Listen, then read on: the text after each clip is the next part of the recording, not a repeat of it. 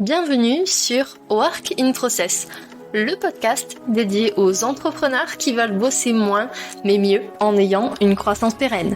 Alors, si vous voulez allier croissance et sérénité, performance et flexibilité, abonnez-vous. Ce podcast va devenir votre outil préféré. Je suis Marine Aubaré, business designer. Ma passion ? Décortiquer vos problèmes et vous proposer des solutions innovantes et performantes. Bienvenue dans l'aventure. Bonjour à tous et bienvenue dans un nouvel épisode de podcast. La semaine dernière, on a parlé business design. Forcément, il fallait bien que vous sachiez ce que je fais dans mon business. Mais cette semaine, on va parler du vôtre. Je parie que vous faites beaucoup de choses au quotidien. Mais savez-vous si vous êtes vraiment rentable ? Est-ce que toutes les tâches que vous faites ont une utilité dans votre to-do list ? C'est le mystère qu'on va s'efforcer de résoudre cette semaine. Qui n'a pas un jour rêvé d'une solution qui permet d'identifier les tâches à supprimer ou à déléguer dans son business ? C'est en tout cas l'idée que m'a soufflée Caroline sur LinkedIn. Merci à toi. Dans cet épisode, on va voir une méthode en 5 étapes pour évaluer simplement et rapidement la rentabilité de chacune de vos tâches. Ça va vous permettre de mieux gérer votre temps au quotidien et surtout de l'allouer à des tâches qui vont être stratégiques pour votre croissance et votre bien-être professionnel. Avant ça, un petit point de vocabulaire pour qu'on parte tous sur les mêmes bases. Concrètement, en quoi s'intéresser à la rentabilité de vos tâches va vous changer la vie au quotidien. La rentabilité, ça désigne le montant minimum de chiffre d'affaires à réaliser pour couvrir vos charges et pour pouvoir vivre de votre activité. Transposé à cet épisode de podcast, c'est une tâche qui va générer suffisamment de bénéfices par rapport au temps que vous allez y passer. Alors, comment calculer la rentabilité de ces tâches ? Pour que ça soit plus simple pour vous, on va partir d'un exemple concret. On va imaginer que vous bossez dans un pôle marketing.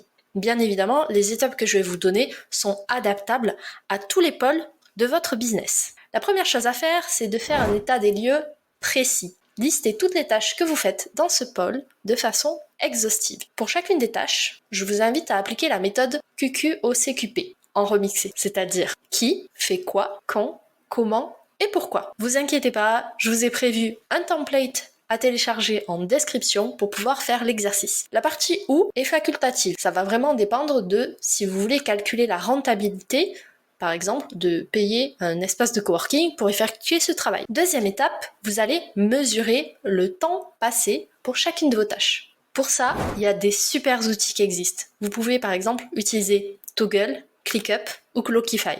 Encore une fois, les liens seront dispo dans la description de cet épisode. Je vous recommande de mesurer le temps passé sur vos tâches sur une période idéale de 1 à 3 mois, histoire d'avoir un maximum de données représentatives de la réalité de votre business. Maintenant qu'on a listé les tâches qu'on fait, on a fait notre état des lieux, on a mesuré le temps passé sur chacune des tâches, on passe à la troisième étape, c'est-à-dire faire un point sur vos objectifs. Quel est-il ? Est-ce qu'il est atteint ?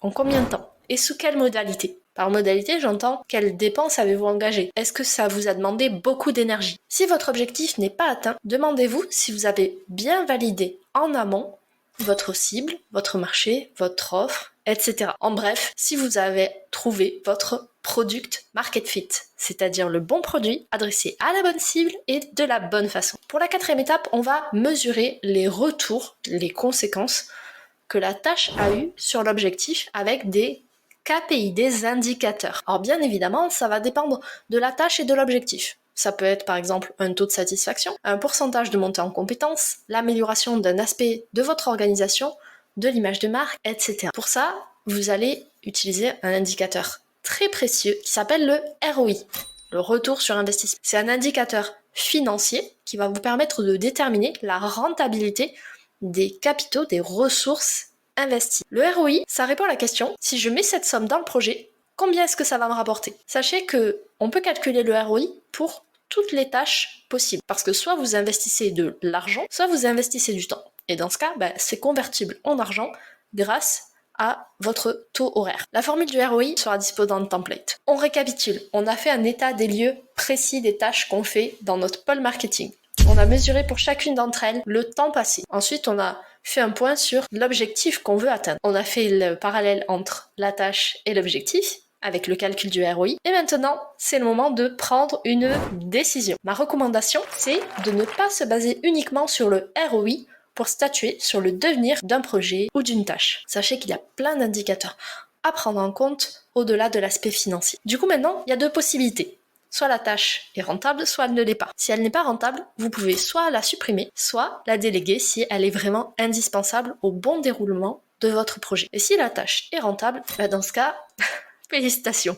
Vous pouvez soit la laisser en l'état, soit l'optimiser par exemple avec des automatisations. Voilà, vous avez la méthode complète pour identifier les tâches qui prennent trop de temps dans votre to-do list par rapport à leur rentabilité. Pour refaire un point sur ces différentes étapes, on a l'état des lieux, des tâches qu'on effectue, la mesure du temps passé pour chacune d'entre elles. Ensuite, on va faire un point sur l'objectif qu'on veut atteindre par rapport à cette démarche. On va comparer les retours, les impacts de la tâche sur l'objectif avec le ROI. Et ensuite, on va prendre une décision. Est-ce qu'on garde ou est-ce qu'on ne garde pas cette tâche dans notre to-do list? Dernier conseil pour la route. Pensez à prévoir un suivi dédié dans un tableau de bord avec tous vos indicateurs de gestion d'entreprise. Ça facilitera vos prises de décision et vous aurez beaucoup moins de charge mentale. Vous voulez réagir à cet épisode? Venez nous rejoindre directement sous le post LinkedIn associé. Je vous attends là-bas. Voilà, cet épisode est maintenant terminé. Merci pour votre écoute. Je vous souhaite à tous une belle journée, soirée et à très bientôt dans le podcast. Bye! Cet épisode t'a plu? Tu peux le partager en me taguant ou lui laisser 5 étoiles sur Apple Podcast. Encore merci pour ton écoute, à très vite.